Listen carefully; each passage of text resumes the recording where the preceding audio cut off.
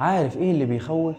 ان اغلبنا مش بيقع في الكبائر، لكن بيغرق في الصغيرة كل يوم من غير ما يحس. كلمة غيبة هنا، نظرة حرام هناك، ضحكة فيها استهزاء بشخص، او وعد ما تنفذ، وتقول لنفسك ما هو ذنب بسيط وربنا غفور.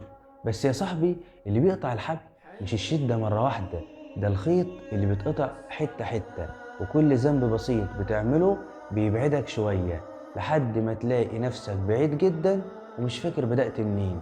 ربنا قال وتحسبونه هينا وهو عند الله عظيم، يعني اللي انت شايفه بسيط ممكن يكون كبير عند ربنا.